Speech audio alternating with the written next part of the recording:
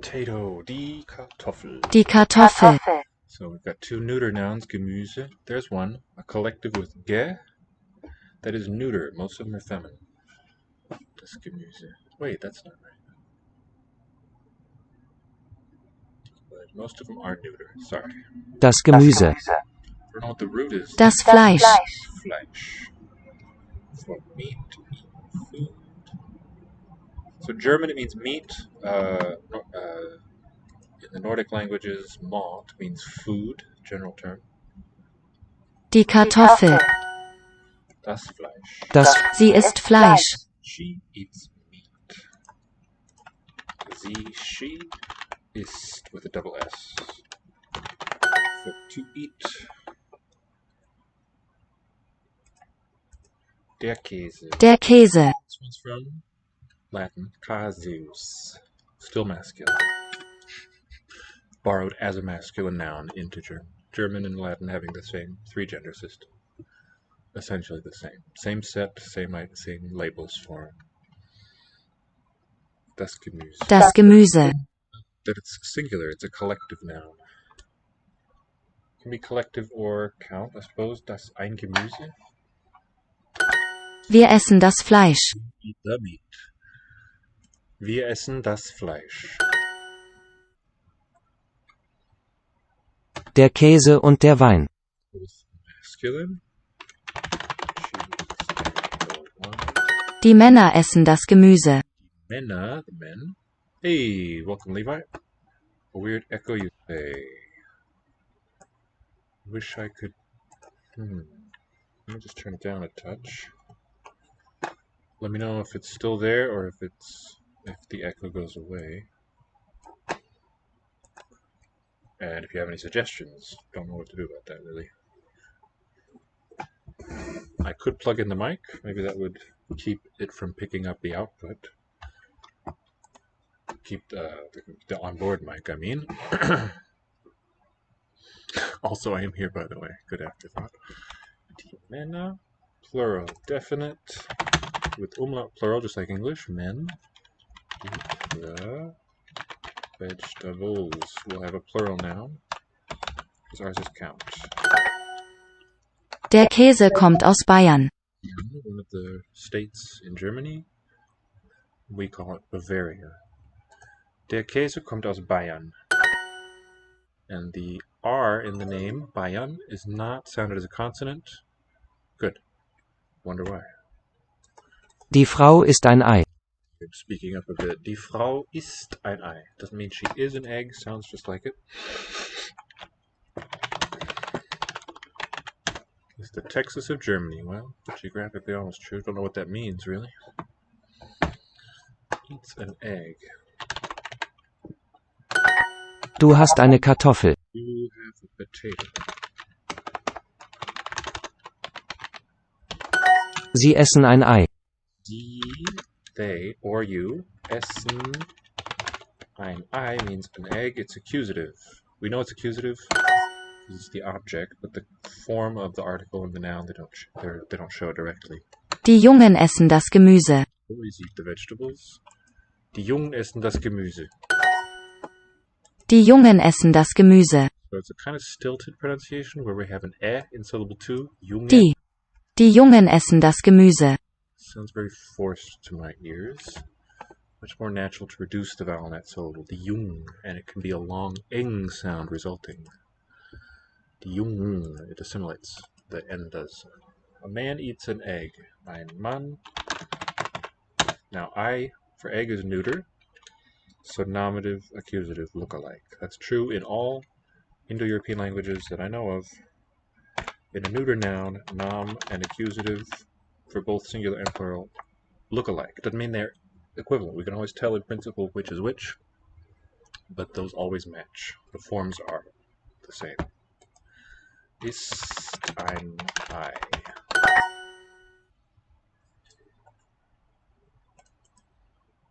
I am eating a potato. Ich esse. And then this is a feminine noun. Eine Kartoffel. And we have a special today for Dutch. We'll do that next. Welcome back to Language Institute. I'm your VerbAlly. As I said, that was some German to start with. And we're going to the closely related language Dutch. The standard forms that we see and hear here are distinct languages, but there's really a dialect continuum between these languages, among these many dialects of West Germanic. As you go from the coast of the Netherlands inland up to the Alps, it's a very long chain of mutually intelligible regional variants. And then the greater the distance you cover, the stronger the linguistic differences get until you reach unintelligibility. Basic adjectives. So, De lange groente. one of the most fascinating questions about Dutch pronunciation to me is the many variants of the R phoneme. Here it's after the laryngeal ch, that real deep guttural one. De lange groente. It's hard to really hear the r as continuing as a separate segment, as a distinct one. I think they will have assimilated, so it could just be a long fricative. De lange groente. But let's keep an ear out for that. Speak a non-standard dialect of German too. Well, German, as we know it, is really sort of a fiction. You've got more and less pronounced regional variants. So a native speaker would know that I was from the Swabian area. Certain details. That's the sea I swam in. But in school, all of the stuff you read is written in a standardized national variety, which was very close to, it's based on the southern pronunciation. For northern German speakers, what we now call German, there's systematic consonant shifts involved. De lange groente. The long vegetables? Groente. From the root of green.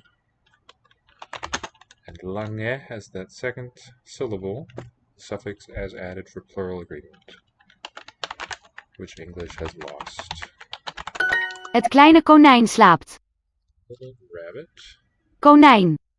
Bunny. Het kleine konijn slaapt. So het comes from thata, I believe, where we get that. This is the neuter article. The little bunny sleeps. So this is one of those verbs with a long root vowel, which will have a double letter in the singular in the plural. Single letter rather in the plural. De jongens lezen de lange boeken. Boys. So this is cognate with German Junge, but the inflection is different. Here the Dutch Jongens. noun embodies the N, contains that. And the S is a plural marker. Der Junge, die Jungen is a nasal stem there in German, standard German. So the IJ letter is an I sound, really an A. Mid to high diphthong, A. De jongens lezen de lange boeken. De jongens lezen de lange boeken. De jongens lezen de lange boeken. So even though Jongens. Jongens. the N is still going to weaken. No, actually, that the S being there makes it more like, oh, anyway. What we see is the final N being suppressed. Lezen. You have a consonant initial in the following word. Now, the S could preserve the N, theoretically. It's part of a cluster. It's no longer word final. But it's just coda N that likes to weaken. Ik ben lang. And tall and long. De muis is klein. De muis is not het. It's not a neuter noun, but what I think of as the animate, so either masculine or feminine. Don't see a difference here.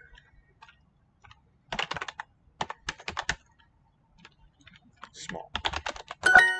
Klein and German klein, same spelling, are cognate to our word clean, interestingly. De kleine vogels eten klein fruit. The kleine vogels, here the inflection too different from German.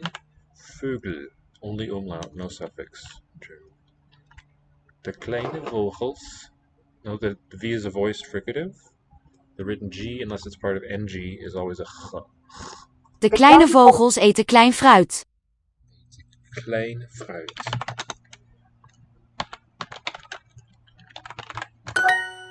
Small fruit. Did we change the meaning of clean? Why? What do you mean by why? How could I know why? For what reason? I don't think there is a reason. I mean, for what intention? That sense of why, I don't think is relevant. So, to what end? There's no goal. Ik ben groot. But that's a perfectly valid question. Which changed it? I think, from what I read, that it was the continental varieties that innovated the meaning. The English meaning is older.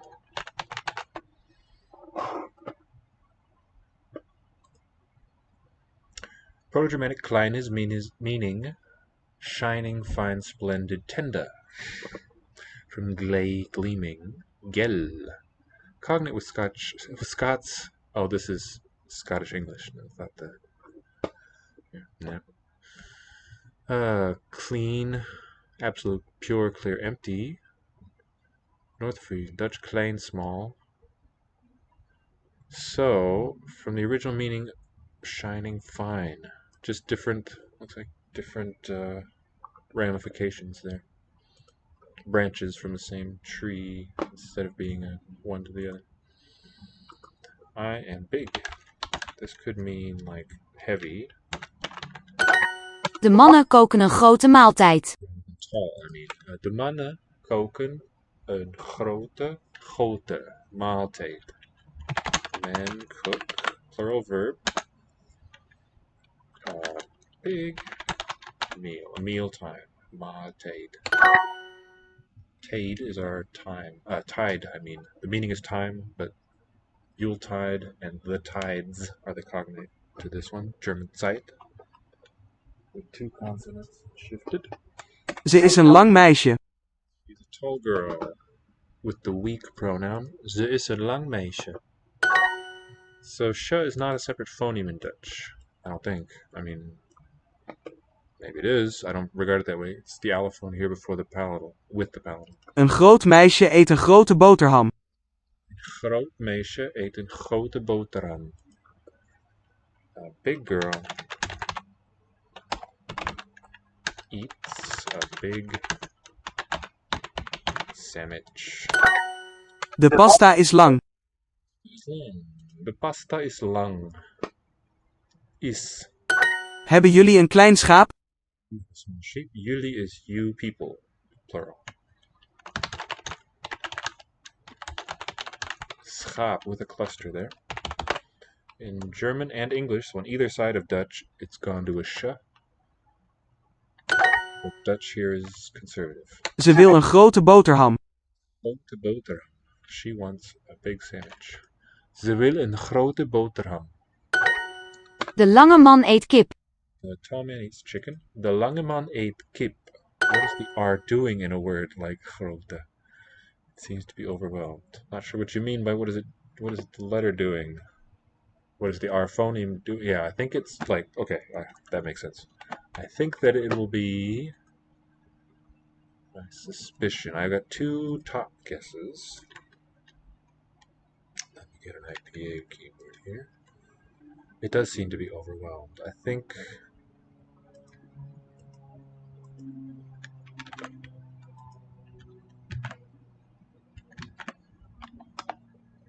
my guess is maybe, here, I'll put it in.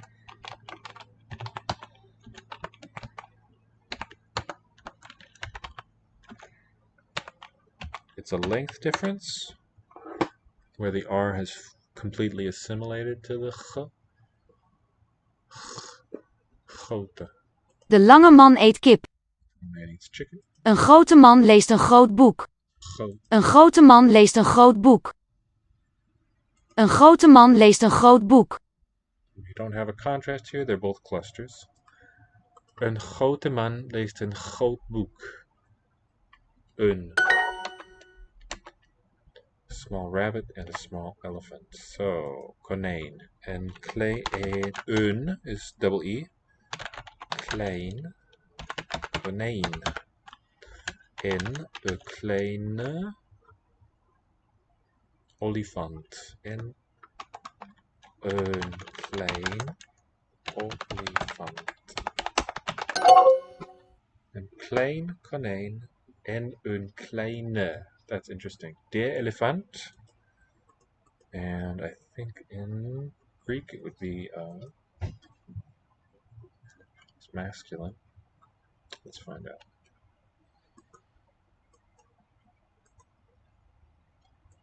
It's a consonant stem. So we were talking about those case markers. Levi, can you give us the first 6 for Sanskrit? Nominative, accusative. And then singular followed by dual, plural. What do you remember? Or you can look it up, either way. Or say pass. That's the 7 cases. But what are the basic markers that the sutra teaches? The first one is su.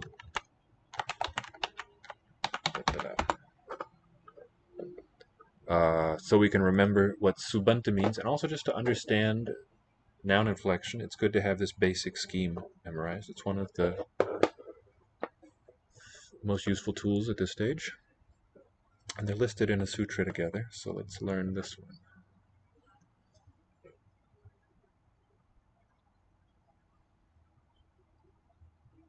What am I doing? Alright. Een kleine olifant. Oh yeah, I was looking up the Greek gender of elephant, as one does. So Dutch, I use NL for Nederlands. It's the international abbreviation.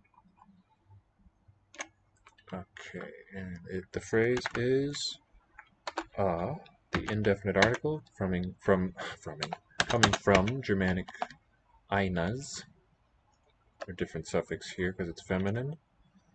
Kleine, we've got an agreement suffix there. The stem is klein, which means small. It's a feminine agreement marker. Olifant means elephant.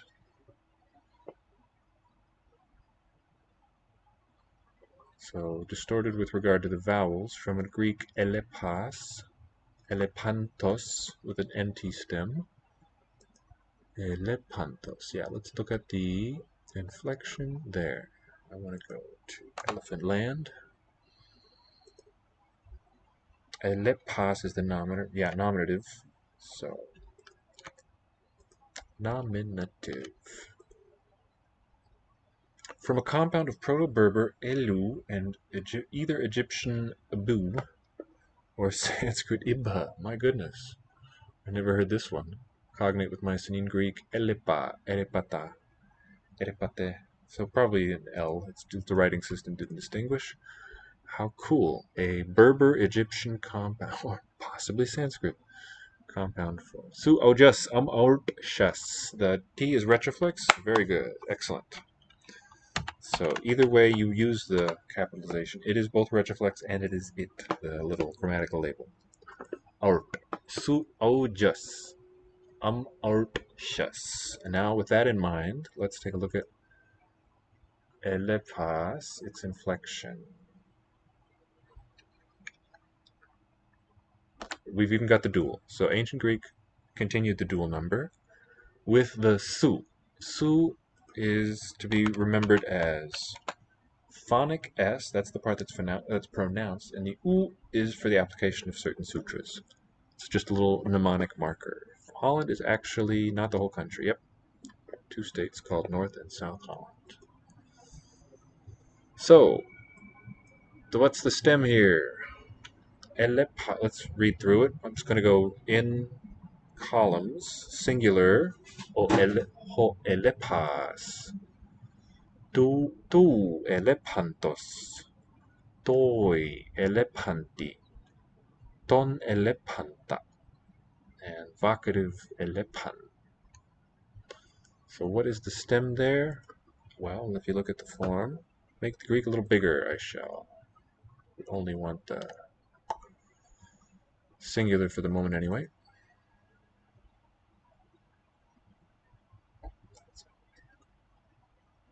Sorry about the awful centering there. But anyway, it's all there on Wikipedia. Let's look for su. It's what happens in the nominative singular in Greek is the underlying nt. In that string of dental consonants, you lose all but the last. And it lengthens, you get what's called compensatory lengthening, CL. In that underlying pants, second syllable, final syllable, the outcome is pas. So the longness of the vowel is the expression of those NT consonants. The position was a heavy syllable there. Heavy by position, as it's called. And now, au, the nominative dual is do elefante.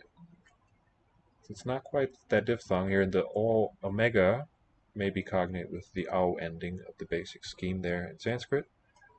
And then the plural, hoi elepantes. S is the basic Greek nominative plural marker. It shows up only in masculine ones, though. But that is the jus of Panini. J indicatory, it's the it letter, and us is the sound. The underlying form, not pronounced that way in real speech. Alright, and ort shas is this row. With a nasal. Alpha in this case reflects a sonant nasal, syllabic M or N. Elepantum would have been. This is not an Indo-European word, of course, but the syllabic is what gives alpha here. So it doesn't look much like but it is the very same thing. Au, again, same as the nominative. El to, elepante for both cases. So it's the same marker, but to distinguish the dual au from the accusative from the nominative, adds the t. I think the reason that's there is so that he can use this syllable, surt, to refer to just the first 5 markers. When the accusative plural does something distinct, you can exclude it with this expression surt. So there's a it letter there in the sutra. Ort, and then shus with the indicatory palatal, shut. That is, where is it? Accusative plural, us. So jus for nominative plural, to Greek s with an epsilon, and shus has a different sound in Greek, clearly closely parallel, an alpha vowel, elepantas for accusative plural. So in a consonant stem, the endings are nearly, very closely parallel in these two languages, in these two old Indo-European dialects. So we can confidently project them back to classical IE. I really love this etymology for the word elephant. These etymologies, rather. And I wish I had the font so I could see Mycenaean written out. That'd be fun. Be seeing my Mycenaean. A big horse, and goat. So historically, Dutch has liked to level its old diphthongs. So if you compare German groot, with our word great with an EA, that reflects an old ea from Old English, which was owl. So grautas was this adjective stem. Grauter, that was the word form there, grautas in Proto-Germanic, and ön, the indefinite, was einas. And then for horse, they say paard, I think, like Pferd, cognate there. Ön, kleine Kuh, spelled like that. So, feminine noun, Kuh, the kleine goes like the German adjective does, but unlike German, no E on the article. Not eine kleine, but ön kleine Kuh. Still feminine, of course, just no suffix. A small rabbit and a small elephant, ön kleine konijn. En een kleine feminine olifant. Klein, oh my goodness. Got it right once. Not so much with the leveling there. Interesting.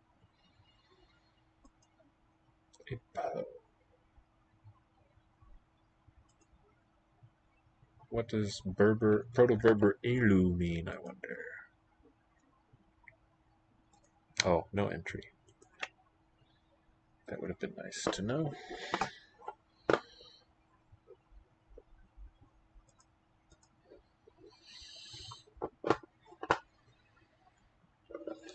Een klein konijn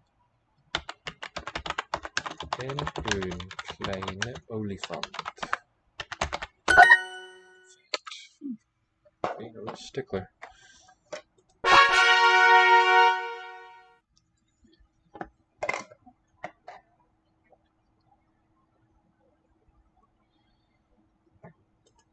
Hij is een goede man. So here's just the plain G for us to hear. Hij is een goede man. Goede man doesn't seem particularly long to me. The G. Hij is een goede man. So my feeling is that the G, all of the voice stops, would have been a fricative in at least some positions in Proto-Germanic. They just develop differently in the different dialects. In Dutch, a ch in all positions.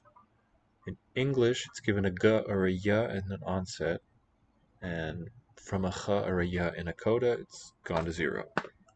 The old inherited g phoneme. Hij is een goede man. He is a good man. So in this environment, with a non-palatal vowel following, the old g stays g in the word good. Goede man. So for Proto-Germanic inflection, this word man would have been manas, and that this corresponds to the Sanskrit short final stem 2, the Z, which became R in Norse languages, manur in, I think, Proto-Norse, from this Germanic, well, an older manwas, I think it would have been. That's why it's a long N. Manwas was the nominative singular masculine of this word man.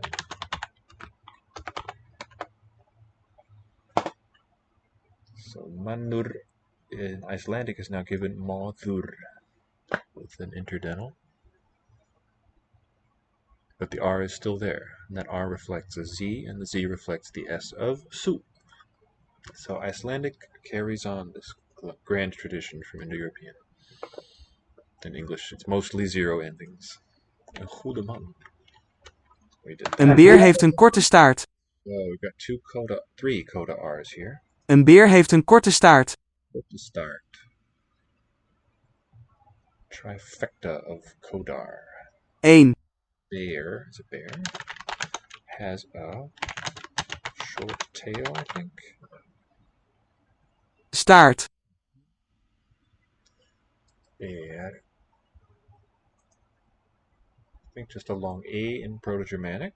Heeft is our hath rather, is really more directly the cognate. Hat in German, so preserving or with the restored root final labial. Right, both German hat has lost the B, and English we don't say haves but has. Hiberno English, yeah, strongly retroflex, right? Bear heeft een korte staart. De kinderen lezen het korte boek. De kinderen lezen het korte boek. De kinderen lezen het korte boek.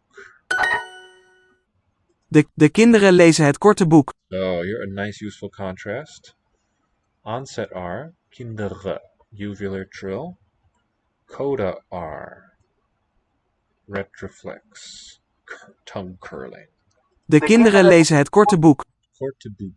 De kinderen lezen het korte boek. And again, het is fata in the proto-language. I'm going to use 8 for theta. Theta with the belt really tightened. Theta, and we have our word that. German, das.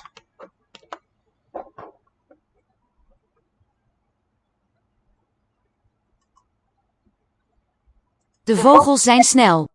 Birds are fast. So sna preserves the older cluster. More faithfully, schna in German is a secondary stage. Birds, vogels with just an S plural, are fast. Jij bent langzaam. Here, unlike standard German, jij bent. Be root in the second person form.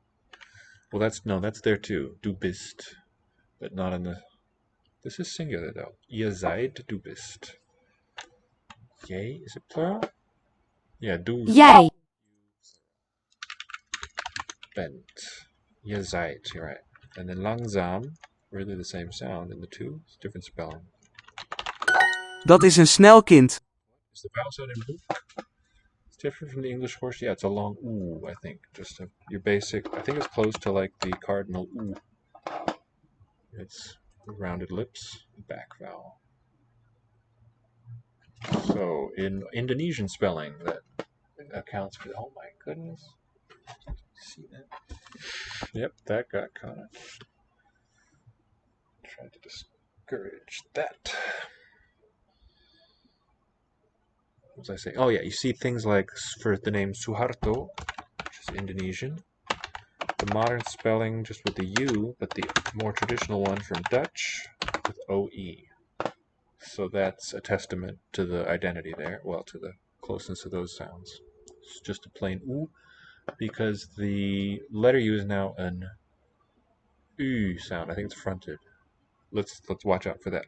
That is a saluk. Now this dot pointing is also from Fata, I think. But depending on the kind of marker it is, whether it's pronominal like here or an article, it's going to have different outcomes. In standard German, both das, but differentiated in Dutch. That is a fast child. Dat is een snel kind. Now the word is written with a double letter, but it's a short vowel and a schwa. Dat is een snelle koe. Dat is een snelle koe. And word final N, coda N, is very likely to drop in Dutch. This reminds us koe is feminine. That's shown only in the adjective, not the article. Ben jij langzaam? Ja, ik ben een langzame jongen. So, singular, ik ben een langzame jongen, written with N. That's just part of the stem, unlike German. Actually, though, that's a retention from Germanic. The N is the final sound. Jongen. So it's not, it always felt a bit odd to Jongen. me coming from German to see that in Dutch, but it's not really a plural marker. We have inherited the English plural form oxen from this noun class. The N is not really a plural marker. It wasn't originally a plural marker. It's just the end of the stem that got shortened everywhere else. The Sanskrit is ukshan is the stem for this same word, written with that nice monkey cluster.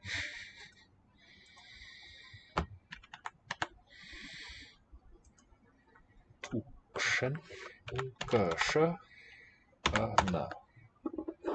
And then, if there's a vowel following, so like dual nominative, ukshanau, it'll become a retroflex na, ukasha, or shanau will be nominative, accusative, dual. Due to the influence of the retroflex in ksha, in that cluster, the N assimilates. So that's perseveratory assimilation, looking leftward. Are you slow? Yes, I am a slow boy. Het snelle paard eet. Fast horse eats. Snelle. Okay, paard is clearly neuter. This is not a feminine marker. That's just their snellpaard. Snelle. What's the story? It would have been a final T suffix there, and that has dropped. I think if it was inflected the way we still see in the Norse languages, it's snellepaard. Het snelle paard eet. The root final T and the suffix T being written with the same letter E. Coalescing. De staart is kort. It's two morphemes, but not segmentable. The tail is court. This could be from Latin curtum. Levi says, oh, they do not have the PF, perfect, like German? Fid. Oh, the ph, that phoneme. Do we have this horse word at all in English? Good question.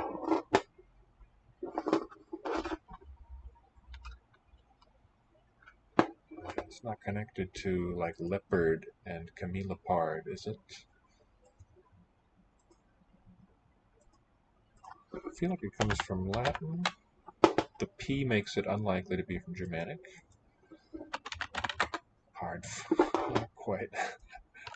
Right, but anyway, that affricate is a specifically High German feature. The second Grimm's sound shift, right? Paraveredus is the Latin ancestor. Not organically. Paraveredus. Greek para and veredus, perhaps an analogical formation to parippus. From ancient Greek parippos. Epiraidium, compare. Similarly formed of a Greek prefix and a Gaulish root. Well, if that isn't just the theme of the evening, these mongrel animal names. We've seen elephant to be a cross-language compound. And now paard and pferd. In Dutch, Fiat. What noun class does it belong to? Neuter. Derogatory, offensive, and ugly woman. Equus caballus or equus ferus, wild horse. Goede soep is lekker. Soup is tasty. Goede soep is lekker. Goede soep is lekker. Not particularly long g sound there. Goede soep is lekker. Ik heb een langzame gans. Ik heb een langzame gans. Slow goose. Very conservative in the form of the stem of this one for goose. English lost the nasal. Gans. This kind of cluster, right? We say goose, the nasal's gone, and also words like us instead of uns. Het is kort. It is short. Het is kort. Het is kort. Zij is een goede vrouw. Good woman. Zij is een goede vrouw. How is the R in vrouw sounding? Zij is een goede vrouw. Vrouw. I think a uvular, right? What do you hear? Zij is een goede vrouw. And I think the V is devoiced. Zij is een goede vrouw. Vrouw. Maybe not. VR cluster. Snelle dieren en langzame kinderen. Fast animals and slow children. Kinderen with an apparent double plural. What's the story here? Is the een kind double plural marker, I believe. Snelle dieren en langzame kinderen. So in the word and, I think that N is not lost. And the N probably, the more correct, I think, spelling might even be like this, because that reflects the ND cluster that you have in English and German. Und and our word and. An exception there in the, right? Langzame en. Snelle dieren en langzame kinderen. This N of dieren is now carried over to the next syllable. It's still pronounced. Snelle dieren en langzame kinderen. The final Kinderen. here with no vowel after not heard. Goose has two O's because it used compensatory lengthening. Yeah, thank you for tying it back when it got rid of the N, exactly. Gans with a short vowel in English. Gans. Gander. Yes, good eye. So was that a compound of goose deer or something? What was the second component in gander? Goose deer with like deer animal. I don't know this one.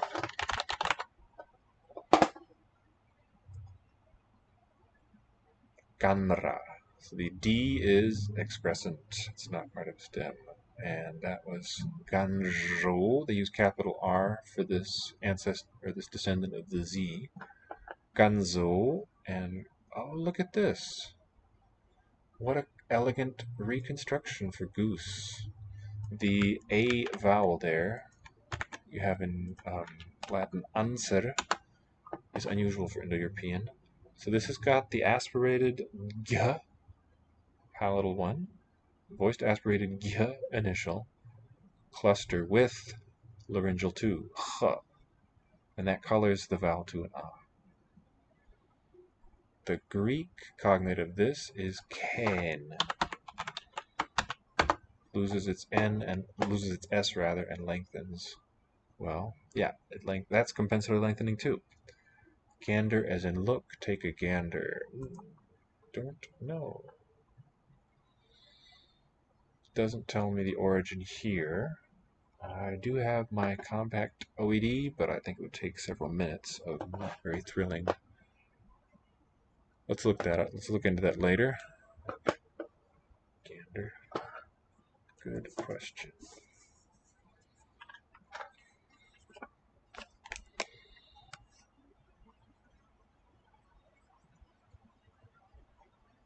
Imagine, I don't know, are geese very looky animals, and so taking a gander meant doing a goose-like thing? Ramble, wander, this isn't even it. We want the looking verb, take a gander. Michigander. Okay, here we go. First recorded in 1887 based on craning the neck like a goose. Crane probably also be, look at that, another verb taken from a bird name, potentially. Animal names galore today. Such an interesting topic. This verb, crane. Okay, no history, sense development there. Obsolete, the cranium, I like that. Get your crane out of your gluteus.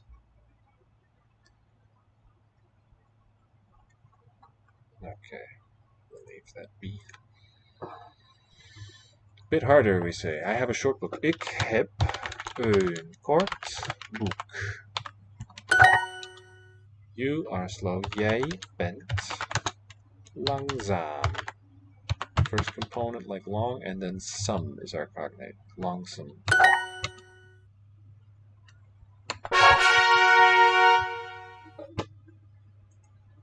Hoor je de slechte mannen? Hearest thou. It's interesting that there's Hoor. no suffix there. Oh, ye is plural. Je. Heareth ye. The wicked Slechte. men do you hear. So, our EA spelling very often reflects an old ow diphthong. And that leveled in Dutch. Hoor. Oops. Hoor je de slechte mannen? You hear the bad with an agreement suffix. Manne, the bad men. Without umlaut in this plural. Vogels zijn lichte dieren. Vogels zijn lichte dieren. German rather, Dutch likes these voiced fricative initials. Zijn. Seems to be their preferred outcome of a fricative. So German is like that with the S one, but it likes its labials voiceless. And we get vat and vein, fat and fein, maybe due to Southern English influence. Maybe part of the same sort of trend in the south of England. Cheap is related to kaufen, exactly, yeah.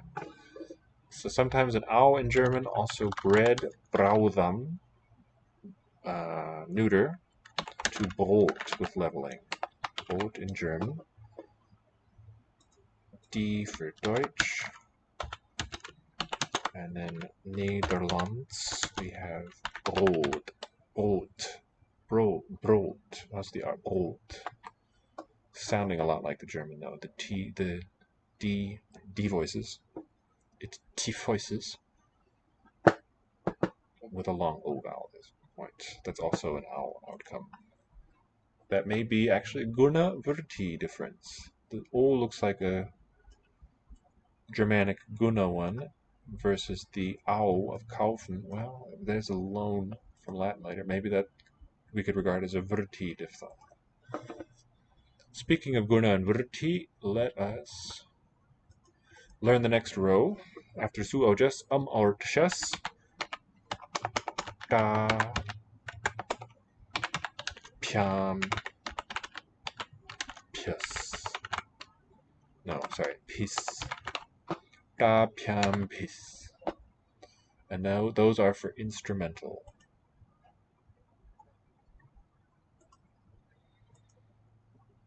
Let's hear the recitation.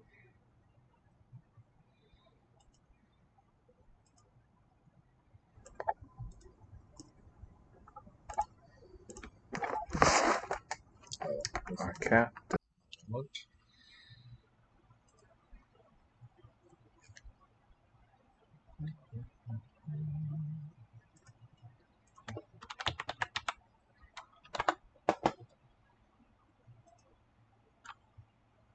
इति च दीधि ॐ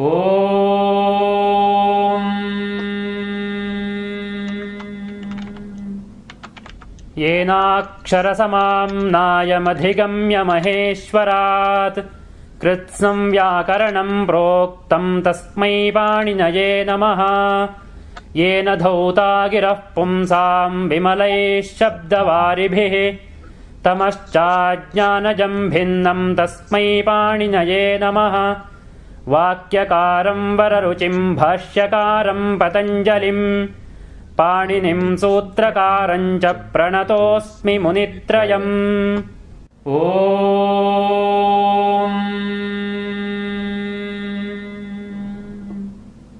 ऐउण रुद्रक एवों ऐऔच हयवरट लन ञमगणनम झभय घढधश जबगडदश ख फ छ ठ थ चटतव कपय शशसर हल इति माहेश्वराणि सूत्राणि अथ प्रथमोऽध्यायः प्रथमः पादः वृद्धिरादैच अदेङ्गुणः इको गुणवृद्धि न धातुलोप आर्धधातुके इति च दीधीवेवीटां हलोऽनन्तराः संयोगः मुखनासिकावचनोऽनुनासिकः. There we go. Alright, I've written a couple words. Can you transliterate those, please, Levi? The first one is the word for case in the grammatical sense, and it's feminine. And the second one means first.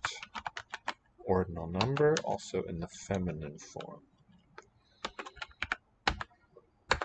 So an adjective, so it's got all three genders. Whenever you see just that feminine ordinal in Panini, it's referring to the cases. So pratama for nominative. And let me give you a moment for that, and then we'll talk about second and third as far as we're learning here. Alright, vogels zijn lichte dieren.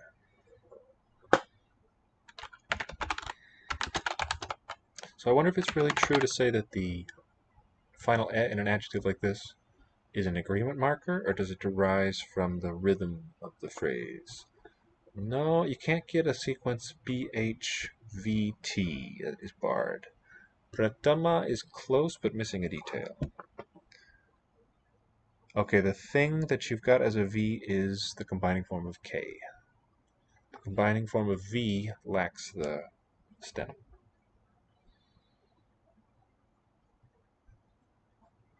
And let me put them actually nice and big for us to look at.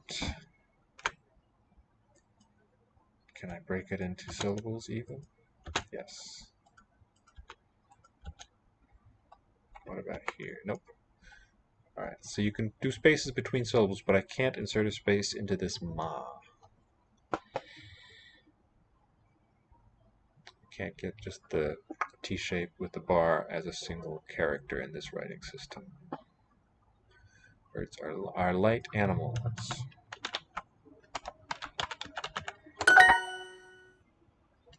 Tiere. Here the plural is different from standard German. Tiere. Das Tier. I don't think this is an N stem in German, right? Den Tieren. No, it is. Well, dative plural is not a good one to look at. Der Tiere. Zijn. Die Tiere, der Tiere, and then den Tieren. Dieren. I don't think there's an N for the plural otherwise in German. Zijn het goede of slechte kranten? Krante is a nice word. It comes from French courant, current for the newspaper. The newses, the currents. Is it good or bad news? Zijn het goede of slechte kranten? Newspapers. Are they good or bad newspapers, not newses? Vibhakti. Narata. No, Vibhakti is correct though. That is a nice compound with that preverbal V, directional. The root is bhaj, for like dividing. And the prathama, there it is. Dental, voiceless aspirate. And the suffix is di to derive a feminine noun. Vibhakti, with that apparent velarizing of a palatal. Means grammatical case. And prathama is related to Greek protos and Latin primus. The roots are related. The forms are different. For the first numeral, we have it also in English, former, foremost. These are related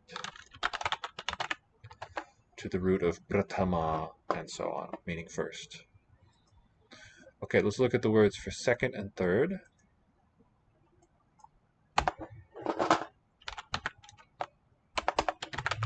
We'll see these nice combining forms.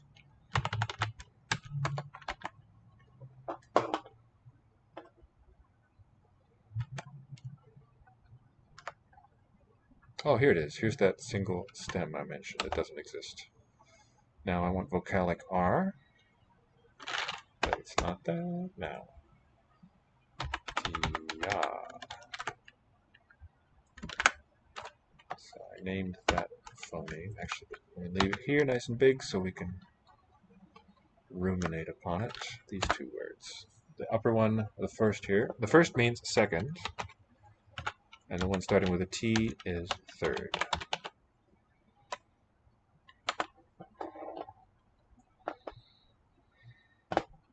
Please to transliterate. De olifanten zijn niet licht. These are not light. De olifanten zijn, they be, niet, not, licht. Het hert heeft honger en is zwak. Listen to how the W is, rather. Het hert heeft honger en is zwak. The heart is hungry and weak. The deer, the heart. Okay, H-A-R-T, that one. Heeft honger en is zwak. Dutch likes mid-vowels too. Honger. With a high U. Originally. Something the rest of that one is correct. Not tratia. Tratia, for contrast, would look like this. Initially. Tratia. It's something else. So, for that combining form, well, think of other Indo-European words for two. What kind of a cluster do you find there? This tratia, I don't think exists. It's a non-word, so I'm going to mark that with a star for not a thing. But the tra cluster exists elsewhere, of course. In fact, then let's show the basic form 3 here. well, an inflected form of it.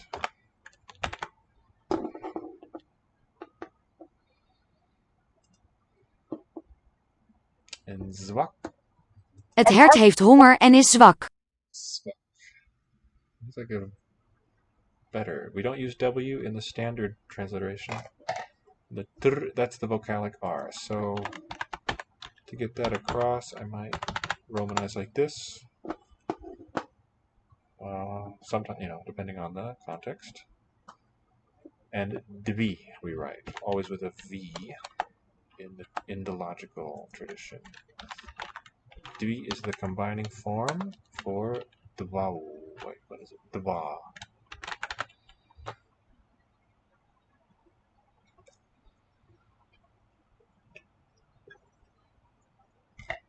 Dvitiya in Panini means accusative case. Tritiya means instrumental case.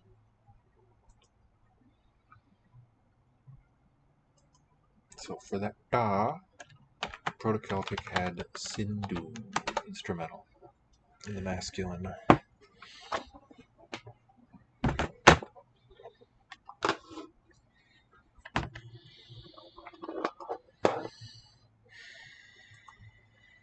De man drinkt het slechte bier niet. Man doesn't drink the bad beer. De man drinkt het slechte bier niet. Different articles, het, neuter, and de for this masculine word. De zwakke mannen drinken wijn. The weak men drink wine.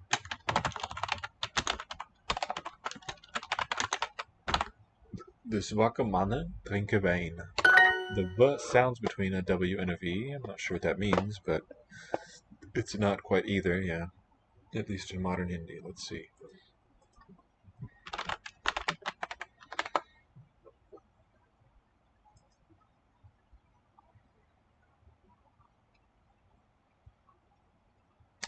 Yes. I think it might. One thing you might hear there is a labiodental approximant. Va, ava. Do we have an illustration too? Interactive. Oh, just choose a symbol to hear it. Well, still nice. Play it again. Va, ava. Modified lowercase epsilon, I think. Va, ava. I wonder how that's done. Affa, ava. Va, ava. Jullie zijn niet sterk, ik ben sterk. You're not strong, I'm strong. Sterk. Our cognate is stark, German stark. So note that the clusters with S in Dutch don't palatalize, or don't retroflex like German does. Ben je zwak of sterk? Weak or strong? Ben je zwak of sterk? And this of, which looks like of, in Germanic was something like this. Othe. That's what it was in Old English. Othe. So TH fronting like we have in London and New York. I think labiodental approximate is the one. Can write it as a yeah, we can live with that, right? That's what like I say, the Indological tradition. Although in like names and older transliterations, you do see dwa, just like you have swastika with a W, where standard practice now, scholarly circles, is with a v. It probably doesn't look too good to be writing swastika in my chat. I'm writing it for linguistic purposes and not to espouse any 20th century ideologies. And another place with a W commonly is swami, which would be, that's the nominative singular inflected form of this stem, swamin, which with su, nominative singular affix added, deletes the N. Swami lengthens. Compensatory lengthening, another theme for the evening. Swami, both vowels long in the nominative singular is the point there. Ik heb het zware bord. I have zware. I have the something table. Zware. Heavy, schwer. Bord. Plate, board, sign. I have the heavy board.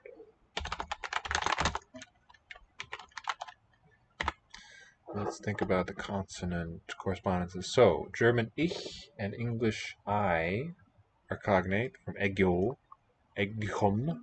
Heb. Dutch just has a velar stop. Ik. Ik. Do any German dialects have it? Maybe. Hep with a Heb. stop and a D voice is here, word finally. But basic underlinely a B. Heb. Like German haben, but we have a fricative in English. This fricative for thata or thata has lost its dental place. Zwa board. Ik heb het zware bord. Zware again. Zware. Zware. Is uvular. Bhagavad Gita. Bhakti Vedanta. Bhakti is related to Vibhakti. Yeah, it's the same root there. Bhakti is a dividing. I don't know what Bhakti Vedanta really is, I can't explain, but this Vedanta has our word anta that we were just talking of today or yesterday, the word end. So let's look up Bhakti Vedanta. Not there. Oh, there isn't. It could mean division of the Vedanta philosophy, or Bhakti can also mean devotion. It's not here. We've already established, so then I have to put it there. Oh, it's his name.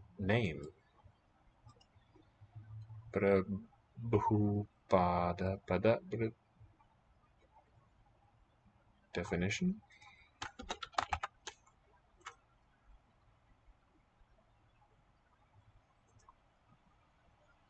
There we go.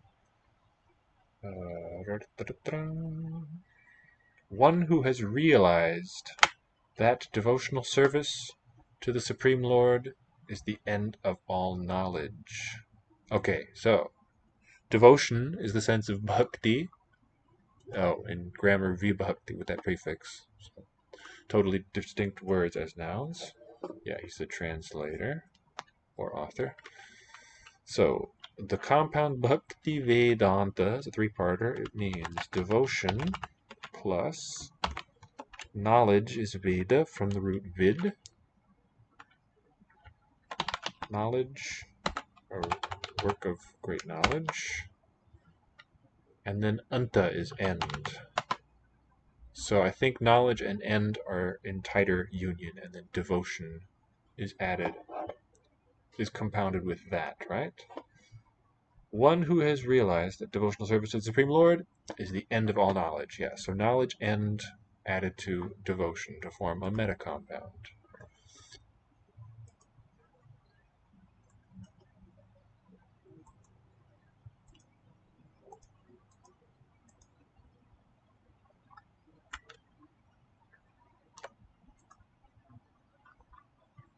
There we go. We have the heavy board. Plate. Het lichte kind en de zware man. The light child and the heavy man.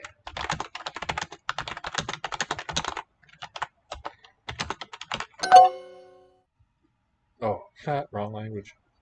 Sorry, het is een slechte maaltijd. Sorry, it is a bad meal. De boeken zijn licht. Books are light. De boeken zijn licht. And this CH, I think, essentially the same as the G sound. De boeken zijn licht. Licht. De zware jongen drinkt thee. The heavy boy drinks tea. De zware jongen drinkt thee. Not the spelling of the T word. French writes T-H-E acute. Tea, le tea. De neushoorn is sterk. What do you guess for neushoorn? Is sterk. It is strong. De neushoorn is sterk. De neushoorn is sterk. I'm not sure if it's a monophthong or a diphthong, but it's nose, horn, which is the rhinoceros. Nashorn, good. But remember to capitalize. Well, unless you're being internet slangy and not bothering. But as a German noun, it would be a capital. Het zwakke kind eet niet. Child doesn't eat. Het zwakke kind eet niet. So in Norse language, it's the word barn for child, not related to kind, but it is also neuter. It behaves very similarly in that regard. As a gender-neutral word, makes sense. Our word child and kind is from the root of begetting, from Indo-European. Het vlees is zwaar. Het vlees is zwaar. Het hert heeft honger en is zwak. This means deer. The deer is hungry and is weak. Het lichte kind en de zware man. Het lichte kind en de zware man. Het lichte kind en de masculine zware. I think just a single A, right? Man.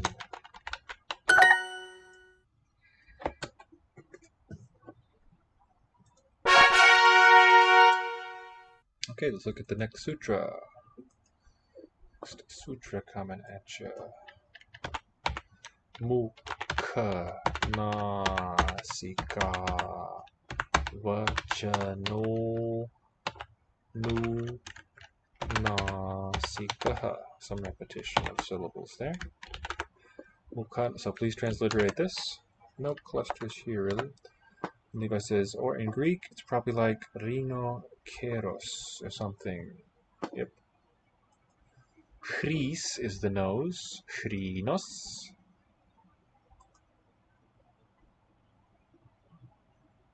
Correct. And then keras is an irregular noun for horn. Don't know if it was compounded in Greek though. Let's find out real quick. Dictionary. So that's why that rhino is shared with rhinoplasty and otorhinolaryngologist. It's the word for nose. The os, this could be a thematized noun. Chrinoceros. So a smaller inflection class here. How did the inflection go? Kerotos. Chrinocerotos in the genitive. Chrinoceroti. Dative. Chrinocerota. But keras, I think, is the basic word for, horn, with a different ending. In the Proto-IE, kerch. Let's see what they have for an inflection pattern. Oh, potentially a collective derivation in ch from ker to grow. Possible loan relation with Proto-Semitic karn, horn, has also been suggested. However, it is probably unrelated with Old Chinese krag, antler, and rang, drinking vessel made of animal horn, despite the phonological and semantic resemblance between the three. Yes, please transliterate. Fascinating parallels. There are loan words into Old Chinese from Indo-European. Mukha nasika vachano nunasikaha. Nailed it, yeah. So I believe the breakdown. Mukha in the spoken language means the face, various things at various times, but here referring to the mouth. So like oro, combining form, oronasal, nasika for the nose, nasal. These are stems. Vachanaha.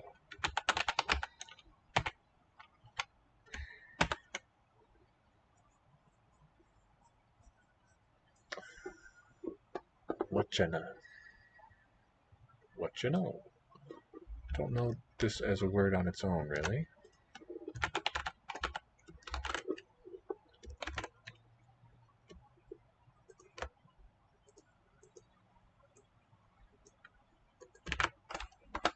In grammar, it's used actually to mean number, singular, dual, plural number. Speaking utterance, the root is vach, V-A-C. Pronunciation, statement, mention, grammatical rule, sound or voice. In grammar, number, P-A-N for Panini. Promise, rumor, ginger. Pronunciation. This is the sense here. Sense 2. And Panini cited as using it. Oh, it's neuter. The base noun is neuter, but this is a compound, so it has a different gender. Wachana. They use the final M to show neuter gender, and then redundantly mark N. So pronunciation here. A long compound of 3, and then the next word is underlyingly anunasika. Here's the stem. It's a compound. Anu means following. And nasika again for the nose. So following the nose or going through the nose. The meaning is something like a segment whose pronunciation is both oral and nasal. That's the first part. Mukhanasika vachanaha. The O is from aha. And the reason that is masculine instead of the neuter of vachanam is that it's a bahuvrihi possessive compound. It can have any gender.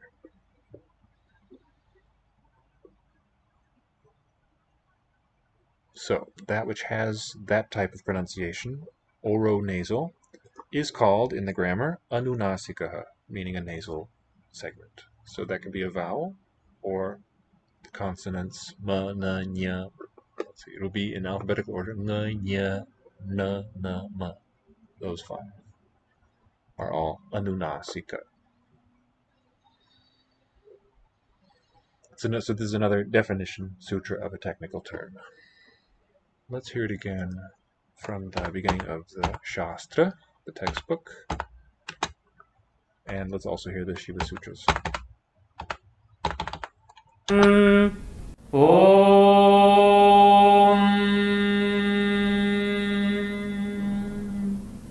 Ayuna Rudraka Evom Ayauch Hayavarat Lan Nyamangananam Jabhaya Ghadadash Jabagadadash Kapha Chathatha Chatatav Kapaya Shashasara Hal Iti Maheshwarani Sutrani. Take a moment to think about that. Maheshwarani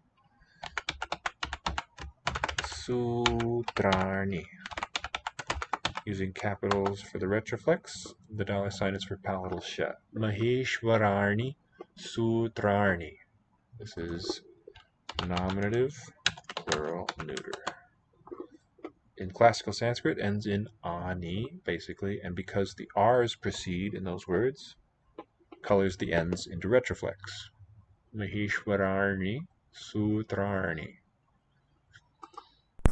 Atha prathamodhyayah. So in this thematic class, if the stem ends in an a vowel, then your nominative plural neuter is going to end basically in ani. That is the replacement of jes. An allomorph of the underlying jes marker. Nominative plural. That's how the grammar works. You have your basic set of those 21 suffixes, and various replacement rules operate on them. Sound changes, adjustments, and so on. Maheshwarani, is a noun compound. Ishwara, with a long E, means God or Lord or King, I suppose. And Maha is the adjective great. Maheshwara is the great Lord, great King. Prathamah padaha vruddhiradaic ade gunaha iko guna vruddhi nadhatu lopa ardha dhatuke iti cha didhi vevitam halonantara sanyogah mukhanasika vachanonunasikaha. So the definition sutras that we've seen are the first 2, telling us what guna and vruddhi mean.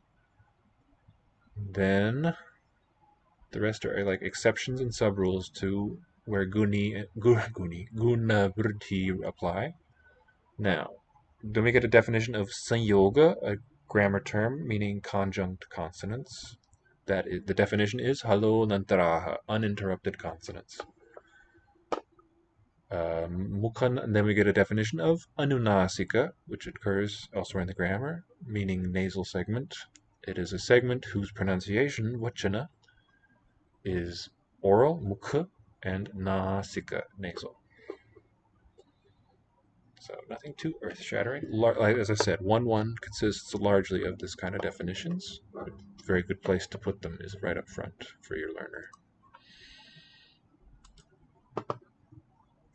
All right, some more Dutch. Het moeilijke boek is lang. Het moeilijke, which looks like German möglich, possible, but that doesn't make sense. The attractive, Moeilijke. difficult. Huh.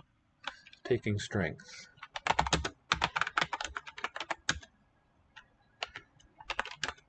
Is long. Jullie hebben leuke kinderen. By the way, sutra, the root in that one, is that of sewing. So it's cognate with sew and so on. Sew and seam in English. Su or sew in Sanskrit. And the tra is a common derivational suffix to derive a noun, especially of a tool. So that's a two-part structure there. And then, of course, you'll have your sup, your nominal case marker, if it's part of a phrase.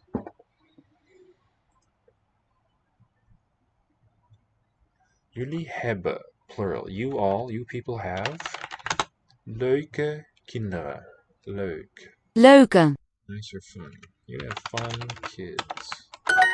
Is het een leuke hond? Is it a leuke hond? Is it a fun dog? Alright, I need to close the door. I'm getting eaten up by insects.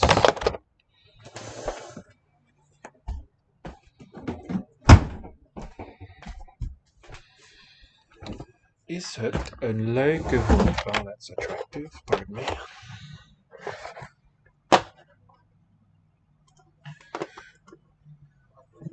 As I said, Dutch likes these mid-vowels. Instead of hund and hound, which come from a high vowel.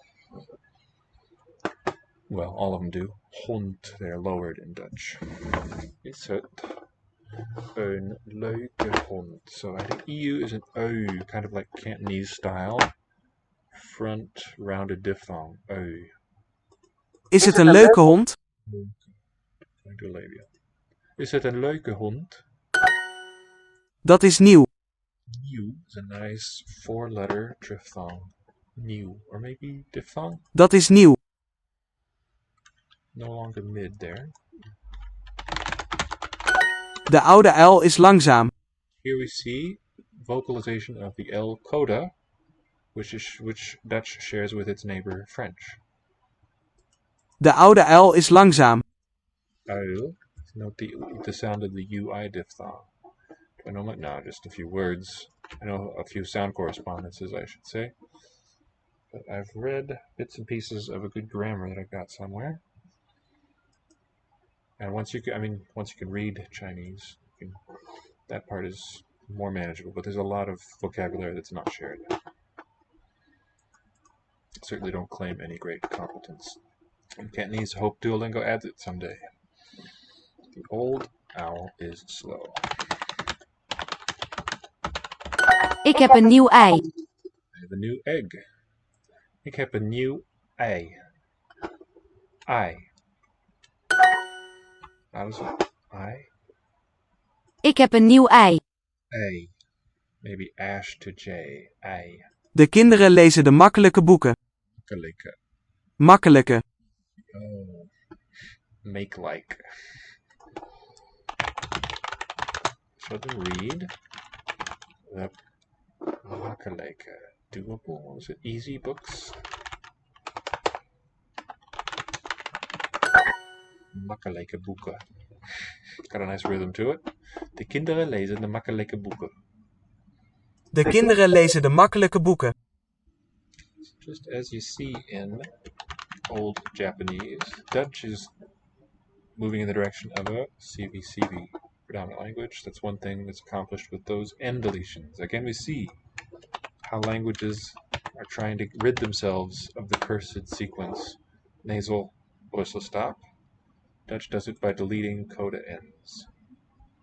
Ja, dat is moeilijk. Yes, that is possible. Doable?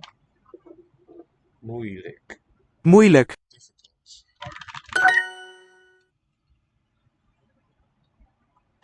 Het is niet moeilijk. It's not difficult. Het is niet moeilijk.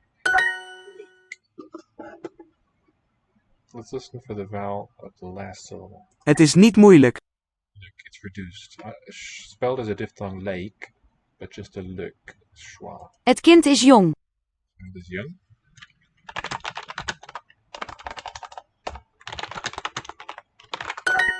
Is Nederlands makkelijk? Is Dutch hard? Het meisje is jong. Meisje, the girl, is jong.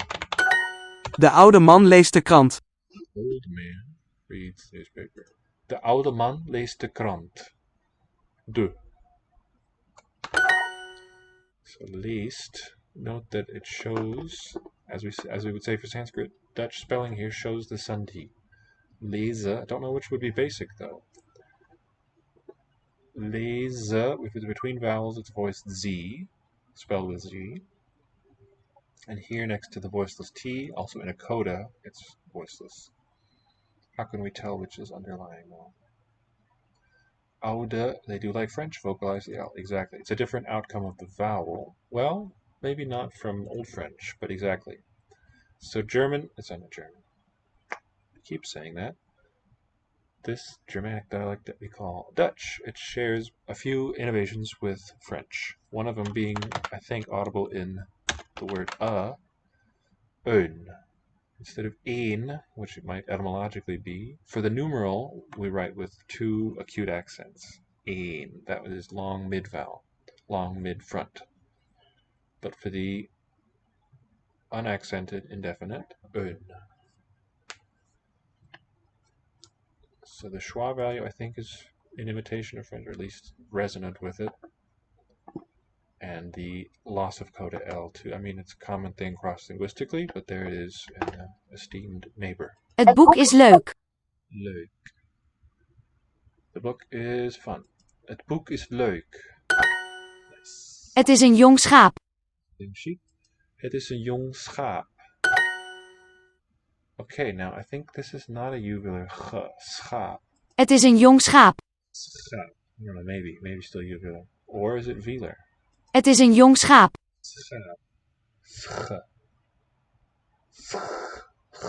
Can't really tell. Schaap. Are you mixing up due to Dutch and Deutsch? Yeah, it must be. Het oude paard is zwak. The old paard horse is weak. Alright, I'm having that unupdated page happening again. Het oude paard is zwak. The old horse is weak. Het oude paard is zwak. Het. Nee, het is niet makkelijk. It is not easy. Nee, het is niet makkelijk. Buster. Alright, I need to set someone straight here. Let's hear the recitation.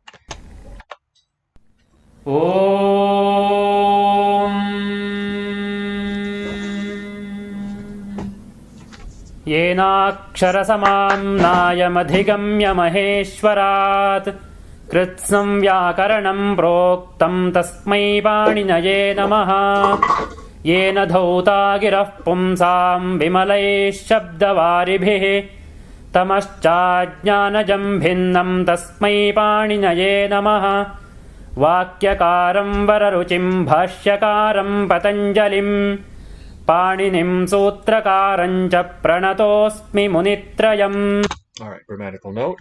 We hear the name Parnini. What case is it? Parninim with anuswara. The last line, first word. Parninim. What do you reckon?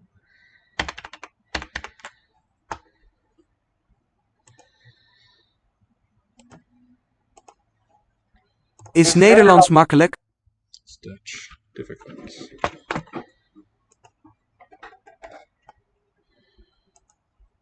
Oh, is it easy? I should have said.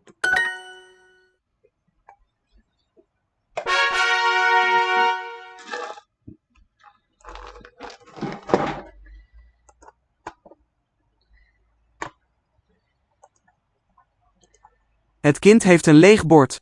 Leeg board has an empty plate. Leeg. Let's listen for the G. Het kind heeft een leeg bord. Leeg. Well, it is not nominative, probably. That is correct. It would be pardinihi.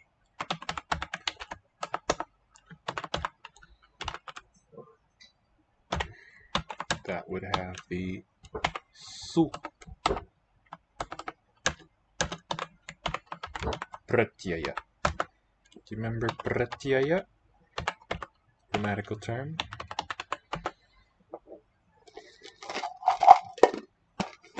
The form from the invocation that we just heard is parninim. This is my question, what case and number? It's masculine because it's the name of a man.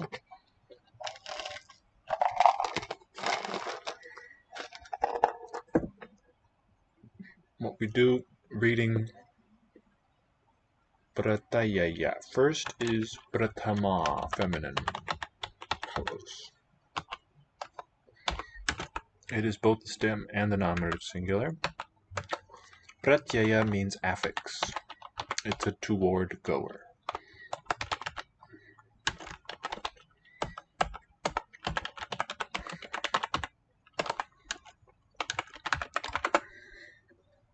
And Sanskrit only has suffixes, no prefixes.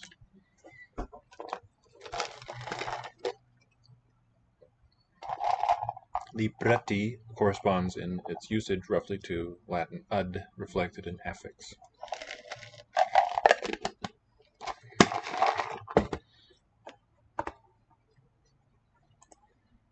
Het kind heeft een leeg bord.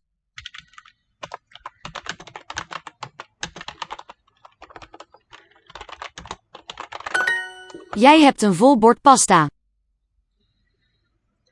Jij hebt een vol bord pasta.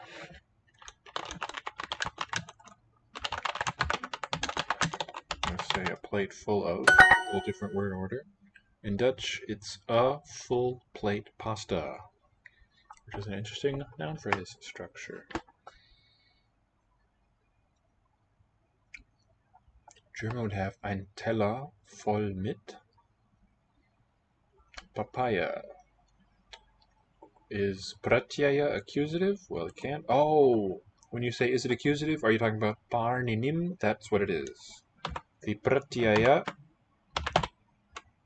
for that position, accusative singular, is So when we've got the stem parni ni and the pratyaya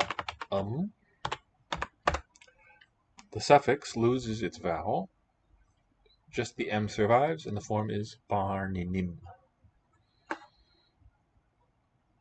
So there is one kind of vowel final stem. There's 3 basic short vowels in Sanskrit, and all 3 can end a noun stem. Het is vol. It is full. Het is vol. Het is vol. Here, het as a pronoun gets an epsilon. Het is vol. Het is niet belangrijk. It's not relevant. Belangrijk. Important. German also has a compound, belangrijk. R-E-I-C-H. But that one means more like relevant. Belangrijk, does it? Niet. Dreaming it? It has these components, but I'm not suddenly doubtful about this compound.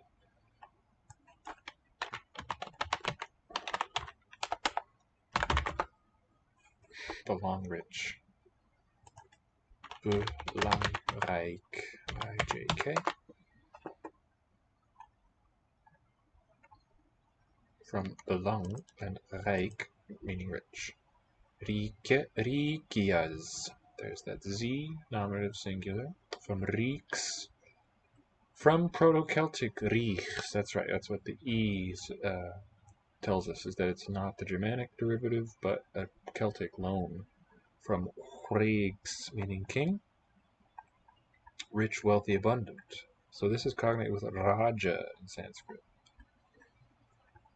The name Raj and so on, meaning king. German and Dutch have some fun words. We should totally cognate calc. I like that idea. Good. Let us make it so. So here's one, belong rich. Or maybe with the... So we have lich in that unstressed final position from the body root becoming li in English. Maybe we see that here too. Belongry.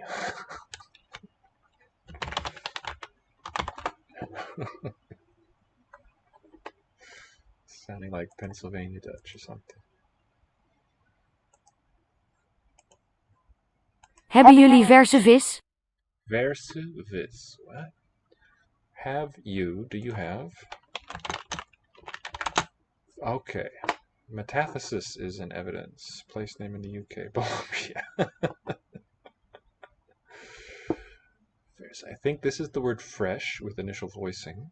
And this is fish. Do you have fresh fish? Now this fresh word is from Latin.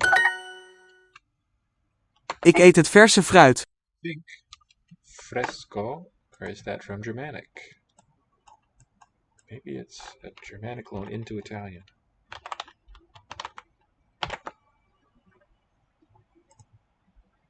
No, friskas, it's Germanic, from presk. And we have frais in French, from Germanic. Ferskur, with metathesis in other branches of Germanic too. Icelandic. Lithuanian, preskas. Presny in Russian. Double fresco. Ik eet het verse fruit. Eet het verse, fresh, fruit. I'm eating the fresh fruit. Fresa, strawberry. I wonder. Fresa. That one I suspect is related to Italian fragola.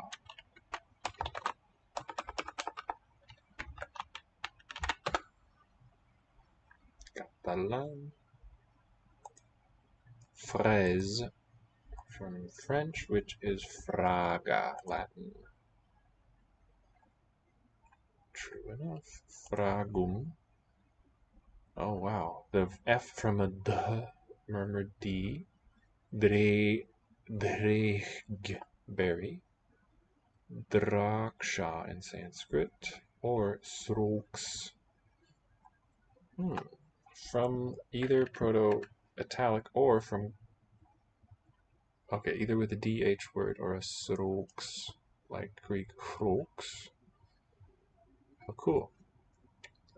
Two possible. So not the first time this evening that we've had competing etymologies. So not connected to the strawberry word, the word fresh. According to these, if either of those guesses is correct. Neither involves that connection. We eten een duur ontbijt. Duur ontbijt. We eten... Oh, that's the word. That's the spelling. We're eating a... Is it a hard snack? Duur. Expensive. Ontbijt. Breakfast. Ontbijt.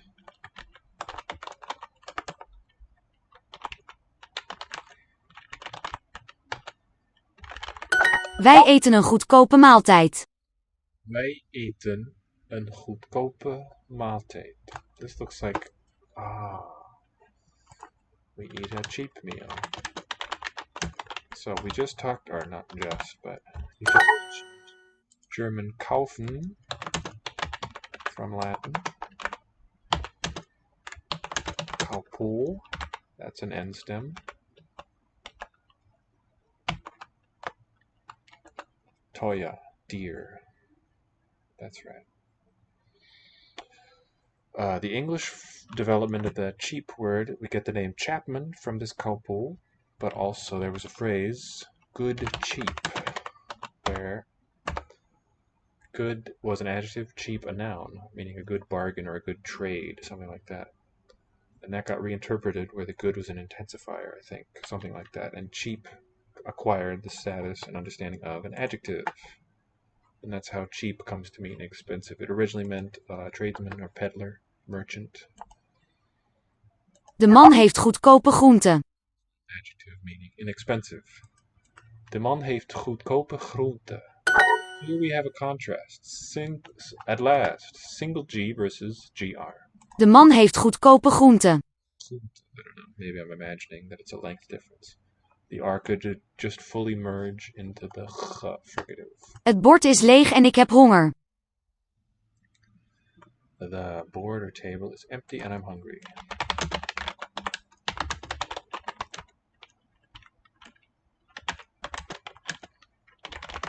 De jongens lezen een duur boek. Duur. De jongens lezen een duur boek. Here's what long oe in the spelling became. De jongens lezen een duur boek. Engels is belangrijk. Is this the name Engels or is this? Engels. Oh yeah. That old thing. The English language. So what would this have come from? This Engels would reflect a Germanic compound of the type Angliskas, I think, would give Engels. With leveling of A and E into their meeting in the middle, both of them in an E quality. Engels. Simplification of the SK cluster, just an S. Whereas English and German preserve the cluster as a sh, diffused into a single fricative. De mannen hebben vers brood. Here's brood. De mannen hebben vers brood. Brood. I hear a diphthong here, brood. De mannen hebben vers brood.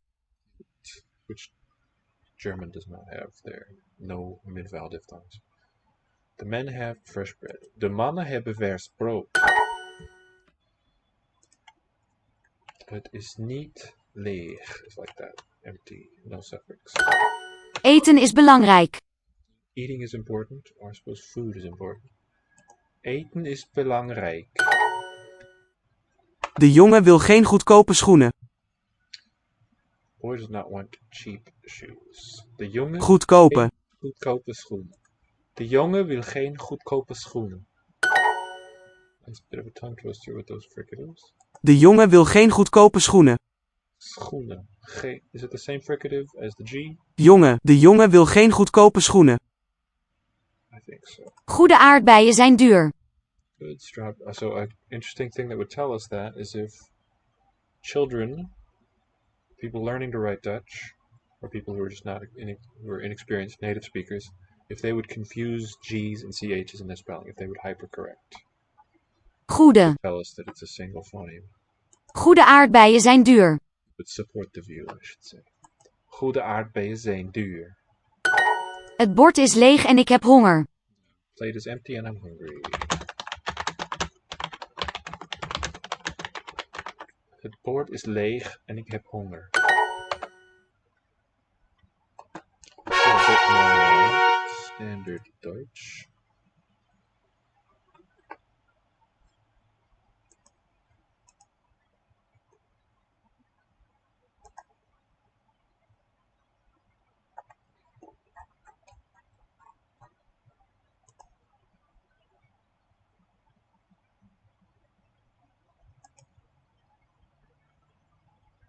Die Schokolade. Der Zucker. Die Erdbeere. Beeren. Beeren.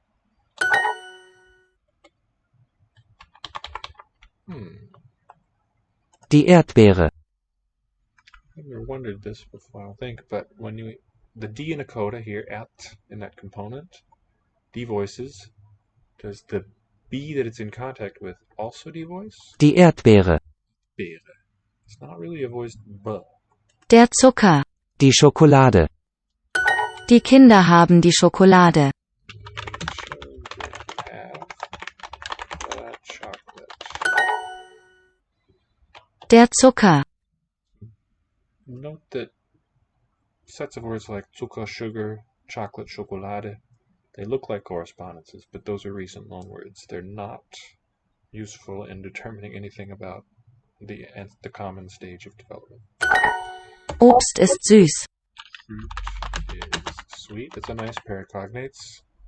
We have a cluster here. The German just has CVC, süß. A cluster or a diphthong if you like. We. Wir haben Zucker. We've got sugar. Wir haben Zucker. Coda R as a vowel. Das Essen ist lecker. Food is tasty. Das Gemüse ist frisch.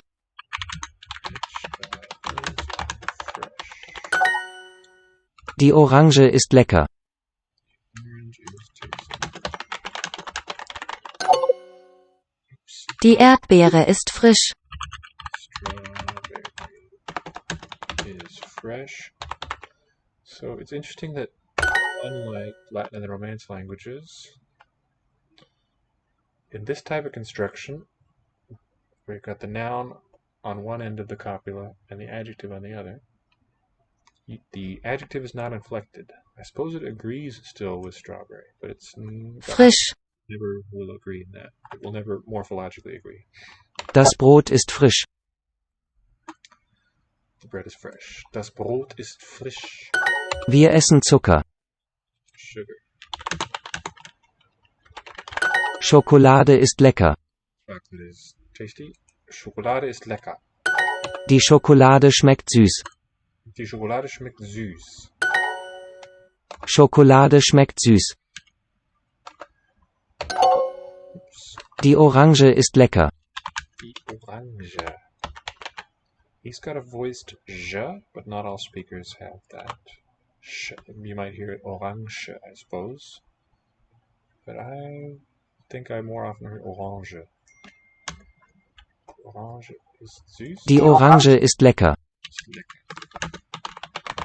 Schokolade schmeckt süß. Schokolade schmeckt süß. Süß, yeah. Cool. By the way, have you ever heard that Dr. Seuss wanted it pronounced Zeus? Obst and Gemüse are not like fruit and vegetable. Fruit is Latin, fructum, with a vocalized velar. Vegetable, well, the V is a bit of a tell. So I've got native English V's too, in vein and vat, but most of our V words are Latinate. I wonder what about this root of Gemüse. There is no word Muse. They got a German word. Gaelic Irish. And a single letter in this position in a word, single letter S, will be voiced Z.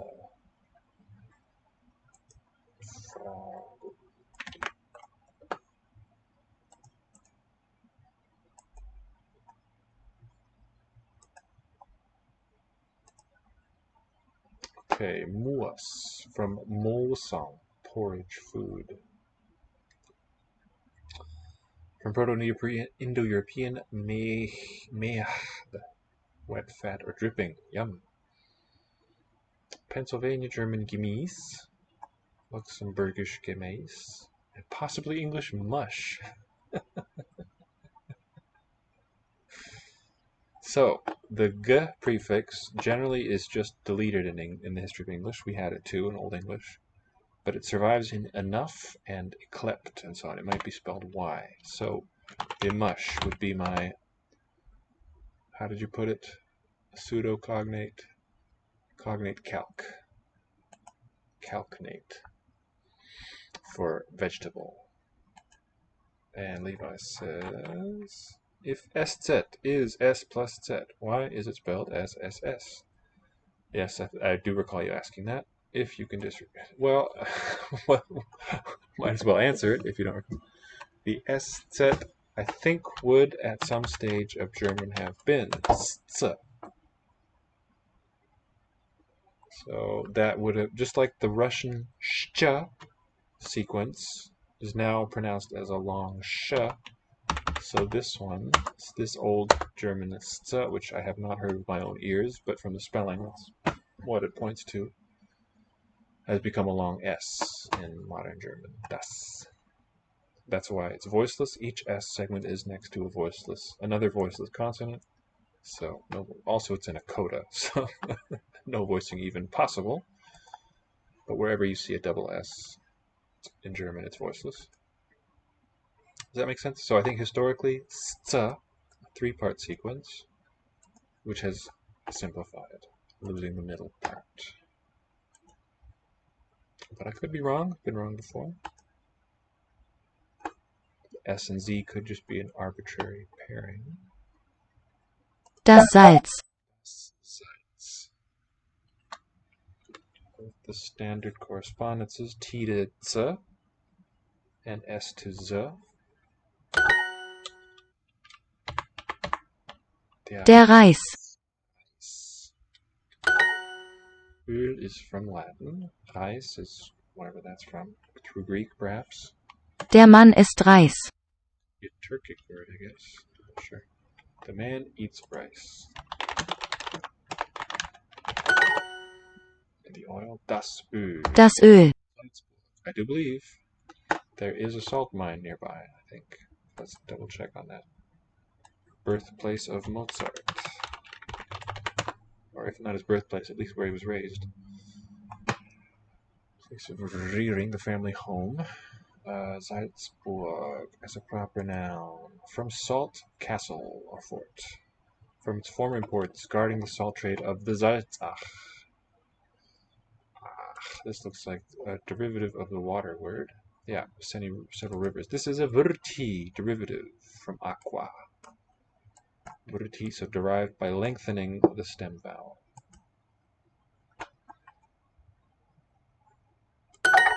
Wir essen Nudeln.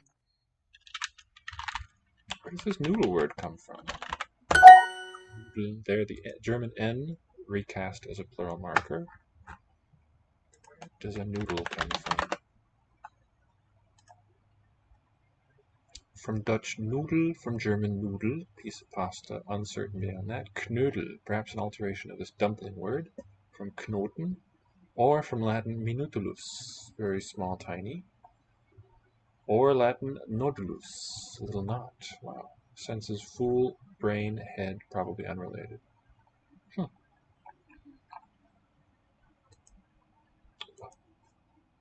Das Kind isst Nudeln.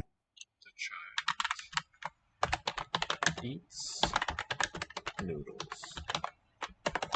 All lovely suggestions for an etymology. Sie hat Öl. Das Salz. Die Kinder essen den Reis. Children eat the rice. Die Kinder essen den Reis. Öl und Salz. Eine Frau isst den Reis. Eine Frau isst den Reis. Ich esse Nudeln. Very true. Anna isst Nudeln und Lukas isst Reis. Anna isst Nudeln und Lukas isst Reis. Ist. So here's a parallel, German and Sanskrit. The be verb ist, Sanskrit has the cognate asti, and the eat verb ist, Sanskrit has atti, from the root ad with a d. So there are sound-alikes now in German and minimal pair there in Sanskrit. The man has oil, der Mann, which, as we noted earlier, this verb form has lost its final root consonant. It's overwhelmed by the suffix t. Hat Öl.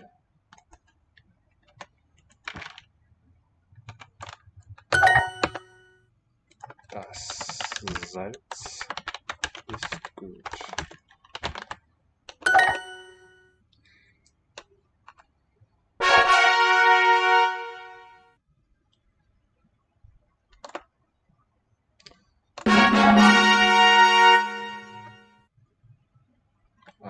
And I think let's do one more of Dutch and then call it a night. It's already after midnight. It's kind of fun just keeping it to these two on Duolingo and then a bit of Sanskrit back and forth. Yeah, let's get into that. Still have that instructional book though for us to draw from, but I think we're making a nice leisurely progress through the first section and through those noun markers. De koe is schoon. De koe is schoon. The cow is pretty. Clean. Schoon. So think of Finnish kaunis, I think, is derived from the same Proto-Germanic word. Het is een interessante spin. Spider. Spin. You can say it or that is an interesting spider. Die Spinne, de spin. De groente is niet schoon. That vegetable is not clean, or it could be plural vegetables. De groente is niet schoon. De. They should put Sanskrit on there. Latin is the only ancient one on there. All the others are modern. I hope they do them all. Een rustig meisje eet een boterham. Rustig. Rustig. Quiet, calm. A rusty girl. A calm girl eats a sandwich. Mensen zijn zoals schapen. This is okay. So tell me, Levi, can you break down zoals, this Dutch conjunction? How many morphemes do you spy there, and which ones? People are like sheep, is the meaning. Mensen zijn zoals schapen. Like ruhe, rustig. Oh yeah, from rest. I think you're right. Zoals, good. And als itself historically has two morphemes. Related to also and also, and Yiddish azoi. People are like sheep. Het is rustig. It is calm. Het is rustig. Jij eet warme soep. This rust is like a conflation of rest and ruhe. Eat warm soup. You eat warm soup. You soupy eater. So the cool thing to my mind about zoals is that it's kind of circular structurally. It's a ring. Begins and ends with the same components. They are swa plus al plus swa. So also. German desto kind of has that feature. The des and the to parts reflect the same thing. So, je mehr desto. Do you know desto from German? It's one of these fused article things. We see it in like je mehr desto besser, which means the more the better. English just repeats the, but desto, like I say, is a fusion of two thes. Plural of the is does. The more the better.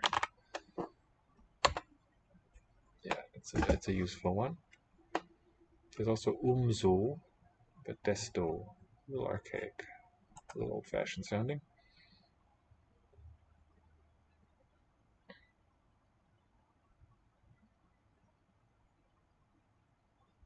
Het meisje drinkt geen koude koffie. Girl does not drink cold coffee. Koud, not the L vocalization. And it's literally it drinks it because neuter. She drinks no cold coffee, but will negate the verb.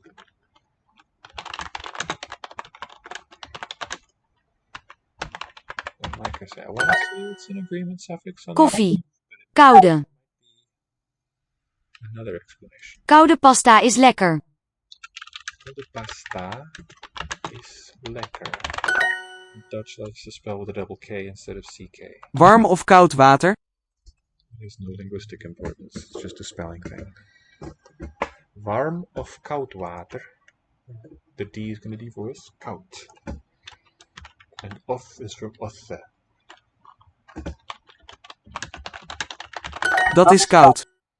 Is cold. Dat is koud. OU is ow, just like EI is A. Ei. Wij hebben interessante kinderen.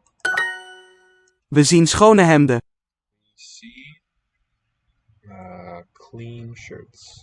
We zien schone hemden. Hemden. Dus hemd now is camisa. It's related to that. Zij is rustig. With no suffix. Ik drink geen warm bier. Do not drink warm beer. Ik drink geen warm bier. Jij bent interessant, net zoals een goed boek. You are interesting, not like a good book.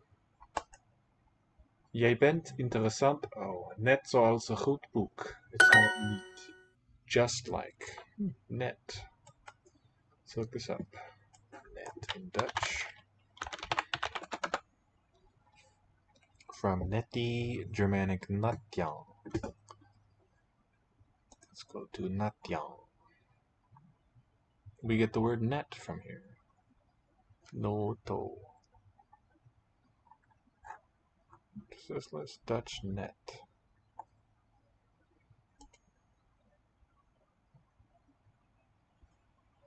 Net. Just like. Interesting. If that's the same word, the noun net becoming just or like. Jij bent klein, net zoals een muis. Just like a mouse. Jij bent klein, net zoals een muis. De koe is schoon. It's clean.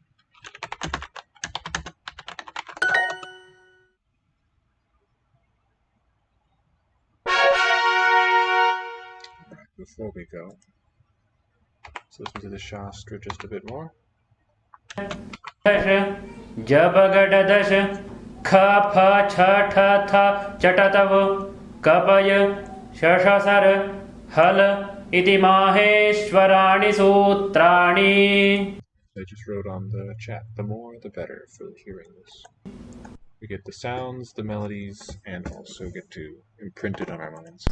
अथ प्रथमोऽध्यायः प्रथमः पादः वृद्धिरादैच अदेङ्गुणः eco गुणवृद्धि न धातुलोप आर्धधातुके इति च दीधिवेवीटाम् हलोऽनन्तराः संयोगः मुखनासिकावचनोऽनुनासिकः.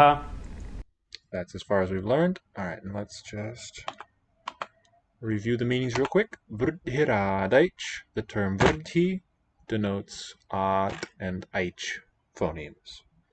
Adengurnaha, the term gurna embraces a, ut, and ing phonemes. Iko gurna vrdhi, these substitutions take place, regard the replacement of an ik phoneme. I, u, k, no, I, u, n, k, those four.